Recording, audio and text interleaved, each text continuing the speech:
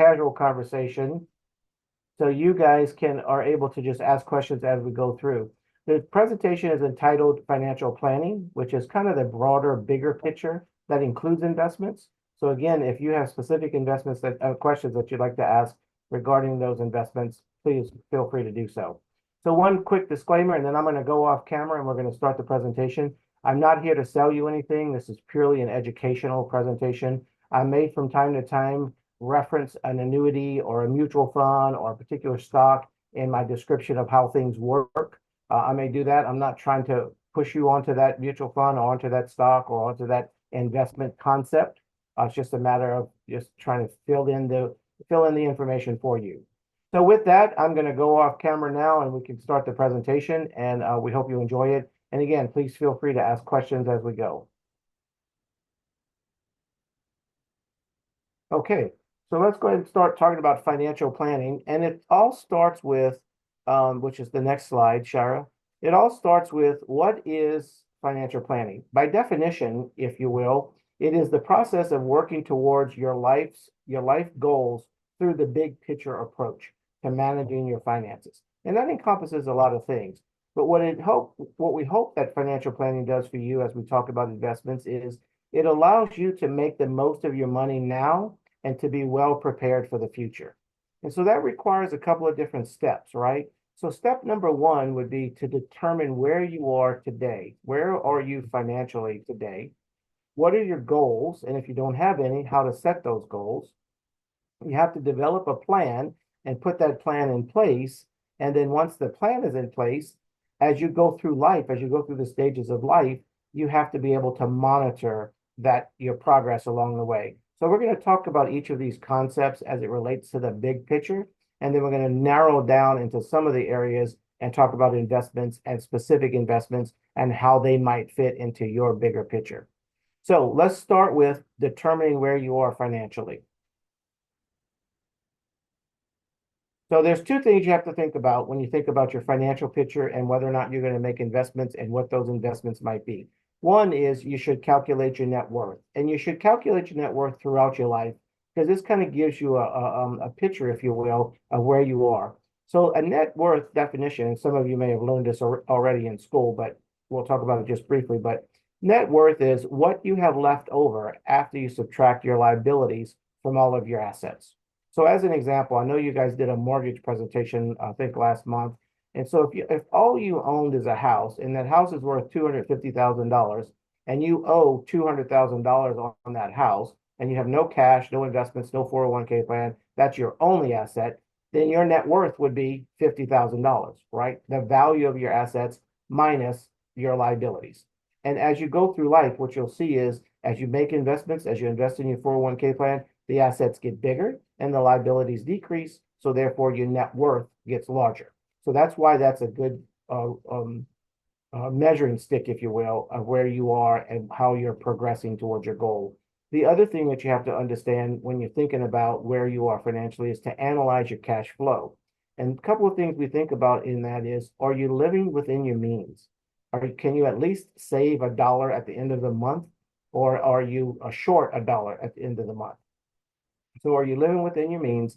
And are you saving? And is it enough? What are your goals? And what's going to be in your bigger picture? Are you saving enough to live the lifestyle that you want down the road?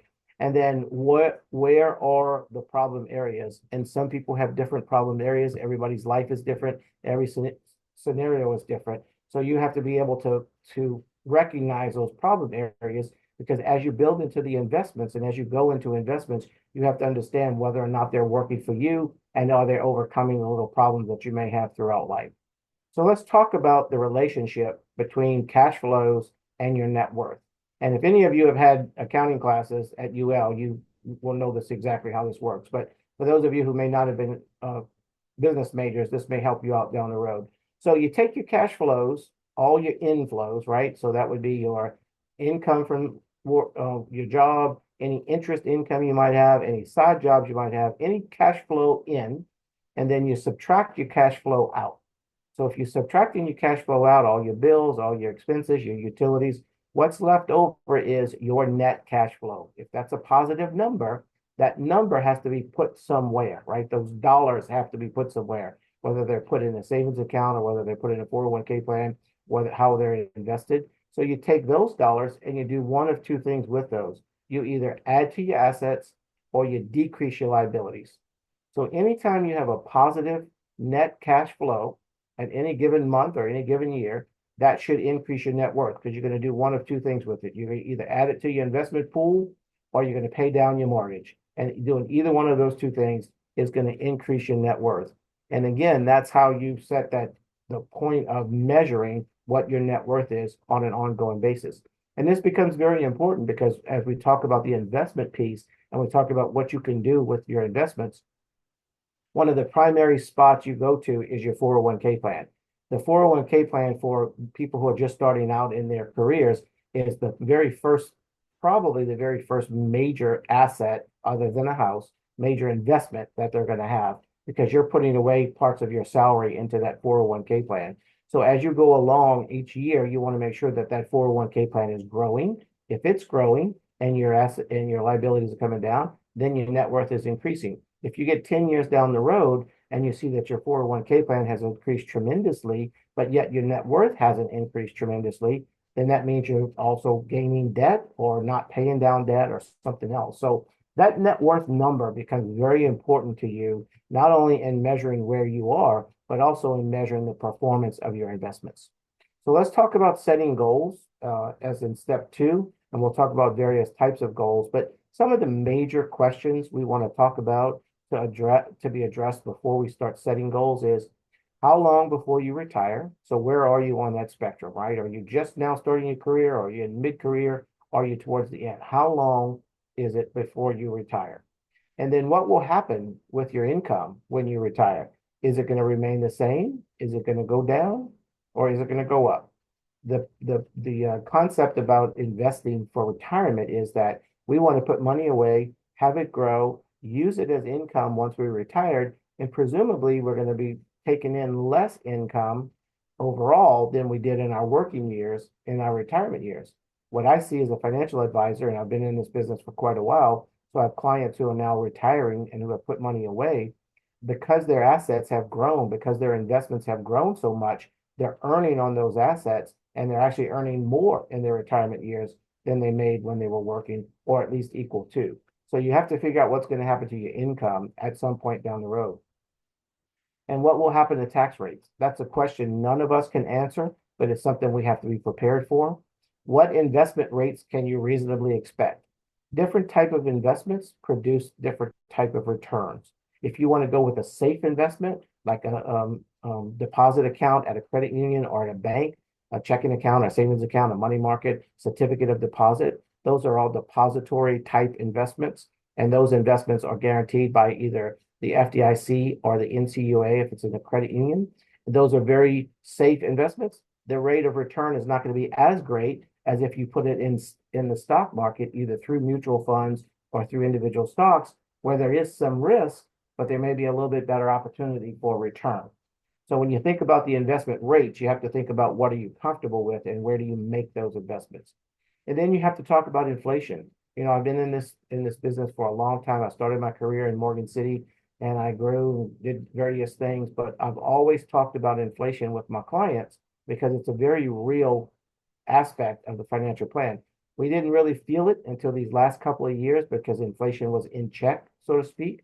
We had inflation at about 2.25, not more than 3%, probably within the last 15 years, before the last 3, probably for those 12 years prior to that. Then all of a sudden we see where inflation is very real. So if you're planning for some long-term goal and you're not taking into consideration what inflation will do to your buying power, you're missing a piece of the pie. So we have to think about the fact that our investments, whether it's a 401k plan or an outside investment or something that we've done through a bank or through a mutual fund, or Charles Schwab or Merrill Lynch, or whatever the case may be, those investments have to be growing at least at the rate of inflation in order for you to maintain the same buying power. So when you're setting your goals, you have to think about the rate of inflation, what has it been, and what is it likely to be. Again, we can't predict the future, but certainly we can plan for roughly an average 3 to 3.5% inflation rate. If we're planning for that, it may shoot up to 6 or 7% in some cases, but on average, it's going to be around that 3.5, maybe 4%. And then lastly, when you're setting your goals, you think about how much involvement do you wish to have in managing your investments, right? So are you the type of person who wants to get online every day and look at your investments? Or are you the type of person that says, you know what, I'm going to just have somebody else do that for me. I'm going to tell them what my goals are and what my plans are, and I want them to be able to help me with that and to manage that on a day-to-day basis. Some people like to be very involved, some people not so much. I have an 80-something-year-old client who he's from Lafayette, but he lives in Singapore now, and he's involved very heavily in his investments. He called me and said, Ed, I want to sell this, I want to buy this is what I want to do. And we just do it for him. There's some investments. I got a client here in Houston that she's got several $1 million, and she says, you know what? When you need something from me, you let me know. Otherwise, just do your thing. So it all depends on you, and it all depends on your personality and how much involvement you want to be. But my advice to you at this point would to be at least know what's going on, right? At least know what you have and where your investment piece is. All right, so let's talk about goals, short-term goals. And these are just some of the short-term goals somebody may have. Pay off a credit card or a loan at a bank or a credit union. You might want to start a savings account. You may have a general savings account set up, but maybe you want to start a separate savings account for either a vacation, or you want to buy a new boat or buy an RV or something. You want to start a separate savings account. So the short-term goals would be to start those types of accounts. You have to make sure you have enough money set aside for a contingency fund. So you want to have an emergency fund set up. So 3 to 6 months is kind of the rule of thumb. So that's your emergency money that should be kept in a safe short-term type instrument in case you lose your job or you have some sort of medical plan. And then other short-term goals are vacations. You know, some people like to cruise. That's a little bit more expensive than if you like to just go to a campground in Scott. So it just depends on what your goals actually are.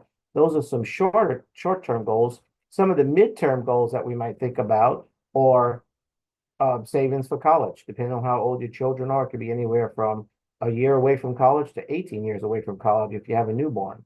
You want to diversify your portfolio. You want to have some things that maybe are not risky, some things that maybe are risky. You want to have some things in stocks and mutual funds and some things in bonds. You might want to invest in real estate. There are tons of different types of investments that you can get in. And your short-term goal or your medium-term goal might be to some point to say, hey, I'm stocking all my money away in the bank now because that's all I can do. At some point down the road, I want to take some of that money out of the bank, put it into a mutual fund or put it into the stock market, and that's diversifying your portfolio. Another midterm goal that most people have is to contribute the maximum amount to a 401k plan and or an IRA account. I tell everyone that I talk to as it relates to 401k plans, and so for all of you on this call, if you work for a company that offers a 401k plan and that they have a company match, before you do anything outside of that 401k, it will probably be in your best interest to put away the maximum amount is required for you to get that company's match. So if they match you 50% up to your 6%, then you should be putting 6% away and they're going to be putting 3% away. Because look what that does for you. If you're putting away 6% and they're giving you 3%, you just made a 50% return on your money. Because if you're putting away $100 and they're matching you 50% of that, they're matching you $50, you just made $50 on a $100 investment. So contributing to your company's 401k plan, at least to the level of getting their match, is something that you should do before you think of doing any other type of investments. Before you come to me or come to an investment advisor and say, hey, I got this extra $10,000, I want to invest it. My question is going to be to you is, are you putting as much as you possibly can in your 401k plan to get your company's maximum match? So think about that. That's a very important investment tool. And what I've seen over the years is people who have been with companies for long terms, they've been with the company for 20 years, 30 years, 40 years. They've put away the 401k plan. The 401k plan has grown. The company has matched. They have a tremendous amount of money to be set up for their retirement. So again, that's a very important piece, and I can't stress that enough. But let's talk about long-term goals. So some of the long-term goals you may think about or you may have is maybe you want to purchase your rental property. A lot of people want to retire somewhere else in a different community, different state, whatever the case may be. So you have to know what that market's going to be like. And that may be a long-term goal. You want to purchase a property on a lake somewhere. And maybe your goal is to retire early. If you do plan to retire early, you have to think about how are you going to cover your medical costs from the time you retire early to the time that Medicare kicks in. So that's one of the biggest components, not only just living the lifestyle you want to live, but the biggest component is where will you get those medical benefits from? That has to be a long-term goal if you're thinking of retiring early. And then another long-term goal may be to maintain your pre-retirement standard of living during your retirement. And what I said earlier, the old school of thinking was that once you retire, you're going to have less money coming in because you don't have your income. You're going to be living off your assets. Well, is that going to provide you with the right standard of living that you're looking for? You know, the rule of thumb is you're going to maintain anywhere from 60 to 80% of your working years income in your retirement years. And if that's the case, is that going to pay for that rental property? Is that going to help you retire early? Is that going to get you to where you want to be in your retirement years? So those are some long-term goals that you can think about as you're thinking through the investment piece. And, you know, we'll talk about investments, and I'm kind of waiting for your questions as it relates to investments. But I do want to tell you that there are so many different types of investments that you can get into. Every person has a different need. Every person has a different goal. Every person has a different plan. So when you think about what you want to do, you have to think about the right investment that works for you.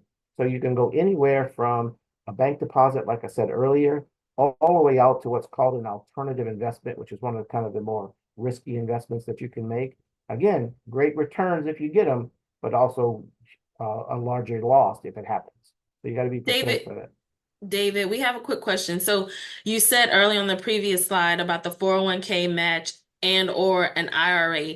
Outside of the employer match, what's the difference between a 401k and the IRA?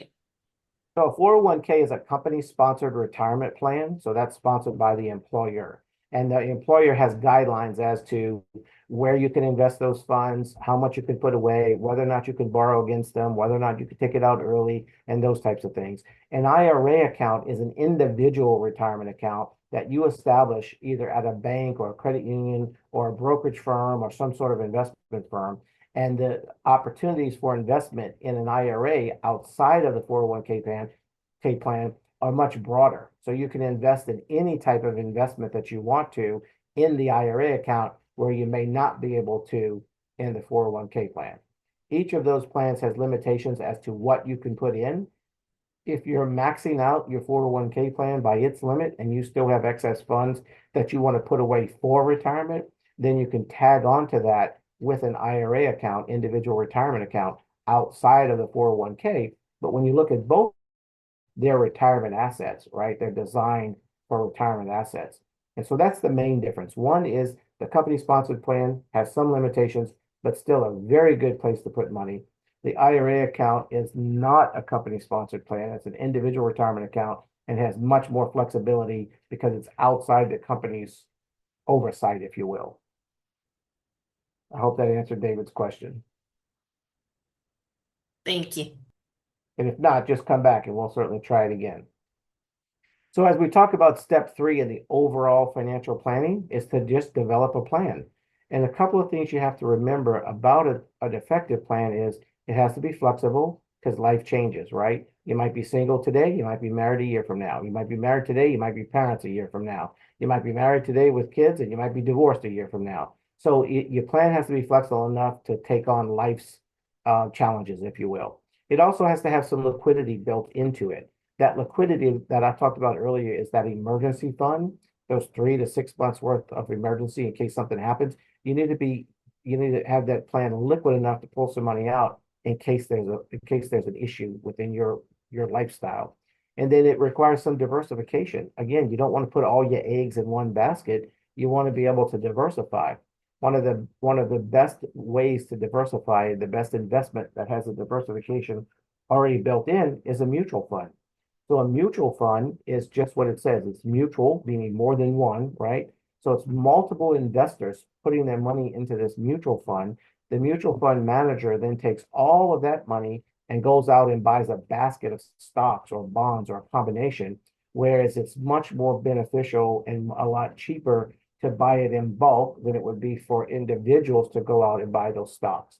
So the diversification piece comes in that the more diversified your portfolio is, the less presumably, the less risky your portfolio is. So you can have some money in a very risky investment, and that could be bringing you a handsome return. And you can have some money in a very safe investment where the return is comfortable, but not as much as the riskiness. And you have to be in that spectrum across the board. So diversification in your plan is very, very important because it reduces the level of risk to loss of the individual. All right. And then, of course, we all want to minimize taxes, right? So as we develop our plan, we want to think of what's going to be the best way to develop to minimize taxes. And one of those is to put money in retirement accounts, because if you put it away pre-tax, it saves you on taxes. So as you're developing this plan and as you're thinking about what type of investments will go where, think about the ones that will also save you on taxes at the same time. Now, that's not everybody's goal. Some people are not concerned with that, but most people are. So as we break that down, and I won't spend a whole lot of time on each of these slides because they're kind of self-explanatory. Flexible just means the plan has to be able to adapt with major changes in your life, just what we just talked about. The liquidity slide, next slide, Shira, just says just what we recommend that you have available cash just in case you need it. So funds equivalent to 3 to 6 months of your expenses. Again, it might seem common sense, and most people try to make that happen, but it's a struggle for some people. It's a struggle to put away 3 months worth of living expenses. But you got to shoot for that as a goal, because that's your liquid money, right? That's the money you can get to fairly quickly. And then we talked about diversification, I think enough when I said what it does. It basically lowers the risk. So the goal of diversification is to reduce the exposure to risk by combining a variety of investments: bank accounts, bank CDs, annuities, mutual funds, so forth and so on. So you just have a variety of different things, and that reduces your level of risk. And then I know there's a question there. We'll get to the next slide, and then we'll take the Okay. question. So to minimizing the taxes serves as a means to help meet your objectives, because the more you can save on taxes, in other words, you're not paying taxes, the more money you're able to put away, right? So if you can reduce your tax burden from $20,000 to $15,000, that extra $5,000 can be put in an investment. So the reason that you would want to minimize taxes is for that very reason, so that you can increase your investments. Okay, I saw the So question pop up, but I didn't read So it. we've got some entrepreneurs on the call. They want to know what's best if you're self-employed, setting up a mutual fund, and at what percent given there won't be a match from an employer. Right. So self-employed individuals have the opportunity to go with kind of a self-employed IRA accounts that's specifically designed for self-employed individuals. Those are SEP and Simple plans. And I won't go into the details, but I'm happy to talk offline. But the SEP plan and the Simple plan are individual retirement accounts that are set up for self-employed individuals, and you can contribute more to those, so that it kind of mirrors what the 401k plan that the employer can do. But it also gives you the opportunity to further diversify your portfolio, because if you open an IRA account as a self-employed individual, you have the whole world of investments open to you, right? You can get into any type of investment you want to. And then recently, I say recently, it's probably been 5 to 7 years or so, you can open an individual 401k plan, which is treated the same way as a company sponsored plan. And that's for companies that maybe a husband and wife team and they both work in the business, or parents hire their children and they both work in the business.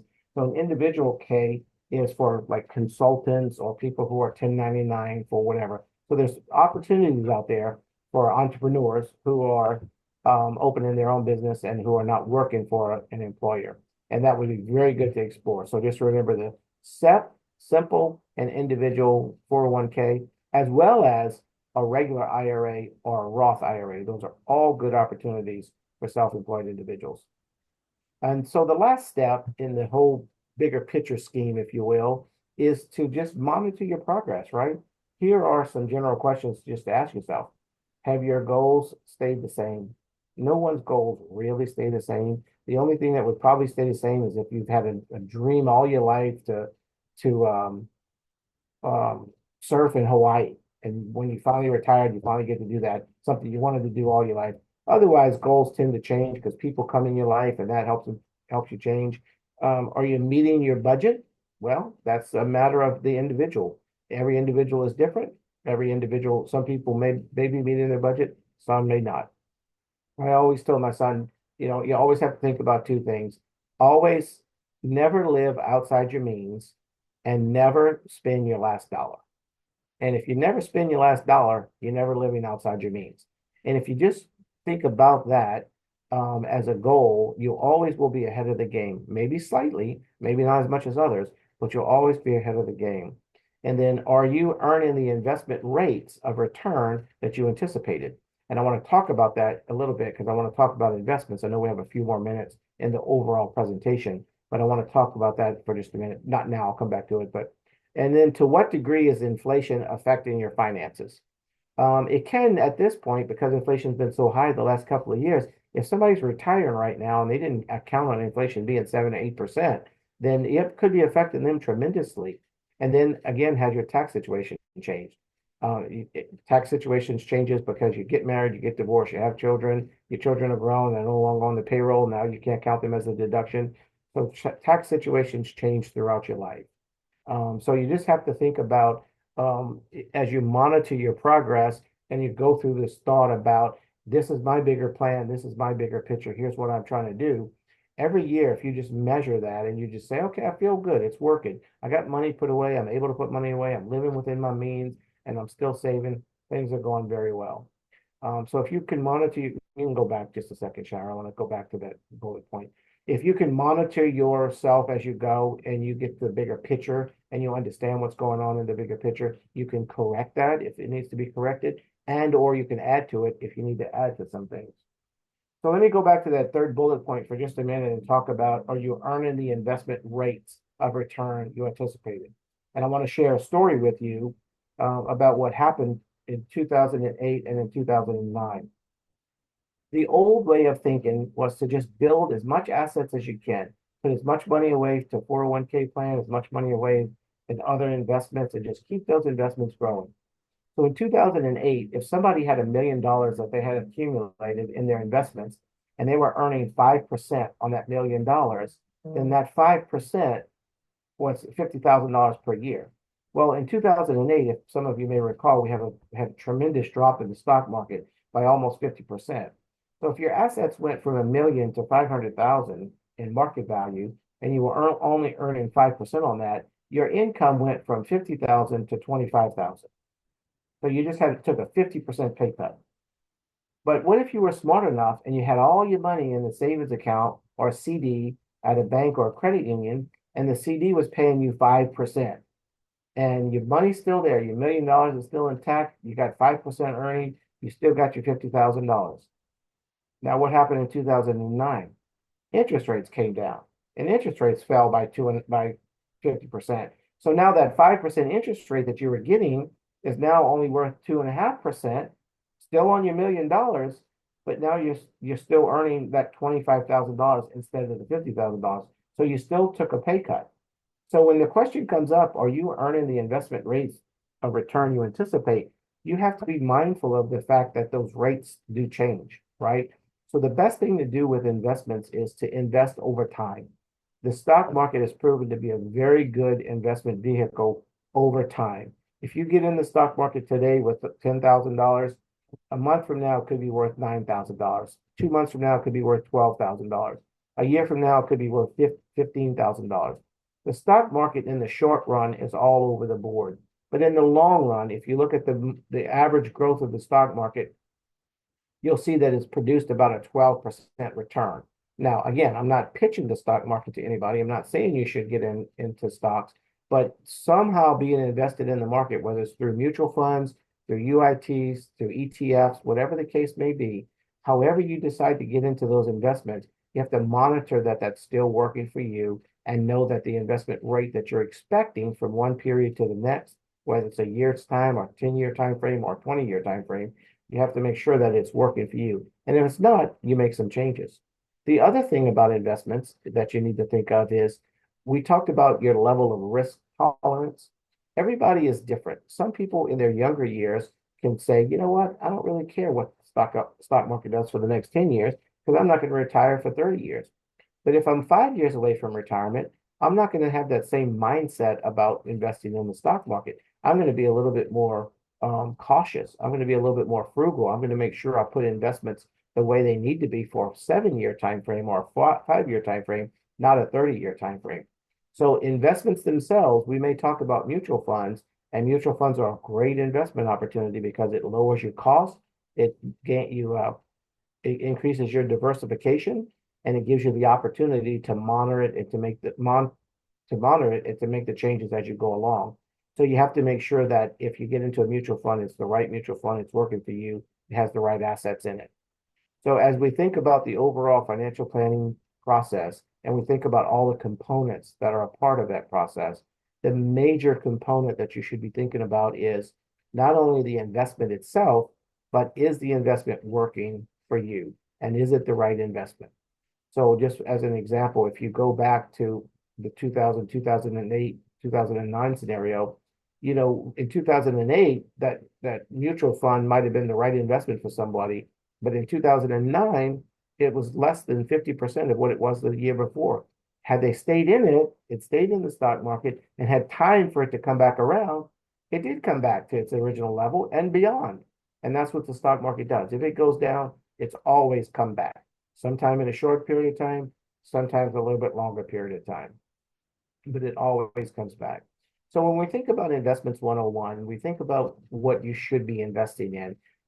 Again, it's different for every person. Younger people take a little bit more risk than older people. And I say older people, I mean closer to retirement, just because you don't have the years on your side. But people who understand it and who appreciate it, like my 80-year-old client, he's fully in the stock market at 80 years old, but it's something he's done his entire life, something he's kept up with, something he's familiar with. He's not afraid of being in the market. Whereas a 45-year-old or 50-year-old who's not familiar with it may say, no, I don't want to be in the market. It's too risky. Just put me in a CD at the credit union and I'll be fine. So as you think about the investments, you have to think about which type of investments work for you. And I'll say one last thing about investments and then we'll take some questions. So there's a spectrum, right? There's a line, if you will. It goes from the most conservative, the safest, all the way out to the riskiest. And so when you think about this line that you may be walking, the most conservative, the most conservative type of investment is a deposit account in the credit union or bank, because those are insured. Then the next deposit account could be anything from a checking account, a money market account to a CD. The next thing that is the next best thing to be insecure are fixed annuities. Fixed annuities are also guaranteed. Fixed index annuities are also guaranteed. So those are kind of there with that guaranteed pool, if you will. And then there's bonds, whether it's municipal bonds or corporate bonds. Corporate bonds have a little bit more of a risk because it's a corporation, right? The corporation could fold, they could go under, you could lose your money, but that's not likely. Some bonds are insured, some municipal bonds are insured, and some bonds are not. But those bonds are considered less risky than investing in the stock market, but not as safe as investing in a deposit account. Then you step away from that and you get into the realm of how to invest in the stock market. The less risky way to invest in the stock market is through mutual funds because again, it's diversification. And if you think about this, if you have money to invest and you invest that money in one company, let's say Coca-Cola, you got $10,000, you put $10,000 in Coca-Cola, Coca-Cola goes bankrupt, then you've lost all your money. But if you take that same $10,000 and you invest $5,000 in Coca-Cola and $5,000 in Walmart and Coca-Cola goes bankrupt, you've only lost 50% of your money. If you take that same $10,000 and you put $1,000 in Coca-Cola, $1,000 in Walmart, $1,000 in Facebook, $1,000 in United Care, $1,000 in Home Depot, so on and so forth. So now you have 10 investments and Coca-Cola goes bankrupt. You've only lost 1/10 of your money. Well, what the mutual fund does for you, it takes your $10,000 and it divides it over 100 different companies. And I use it as an example. Could be 89, could be 104, I don't know, but multiple companies. So it lowers your risk because it's more diversified. So if you're going to step into the stock market arena, that's the best way to do it. For those of you on the call who have 401k plans, most all of your 401k plan investment is going to be in a mutual fund of some sort because that's what the 401ks offer. That's what the employers choose. And that's the best way for you in the long term to be invested in the market. And then you can step away from mutual funds and get a little bit more risky by buying individual stocks. You might have gotten a tip on a company. Oh man, this company is going to take off. I'm going to invest in this thing called Facebook. I don't know what it's all about, but I'm going to go in and invest in it. And you might become a millionaire a year from now, right? That doesn't always work. Sometimes it works, but it could also go bankrupt and you could fall flat on your face. But that becomes a little bit more risky. And then there's smaller companies, so small cap, that gets a little bit more risky. And then there's what's called emerging markets. So you can invest in companies in new things that are coming out, coming on board, like now AI. AI would be considered an emerging market because it's something new. We don't know about it yet. We don't know how it's going to come along in terms of an investment. AI itself is not new, but as an investment, it's a new piece.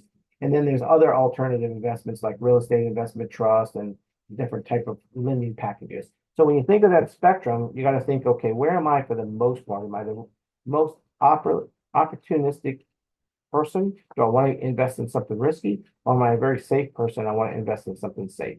So when you think of investments, there's multiple choices out there, and your portfolio has to match your desires, your needs, and your risk tolerance above all. I always tell people, if I'm meeting with a client and I'm trying to get them to understand an investment, and I'm saying, oh, this is how it works, this does well, this does well, this does well. If it's not comfortable to them and they can't sleep at night, then it's not a good investment. No matter whether it works for somebody else, if it doesn't work for that particular person, it's not a good investment for that person.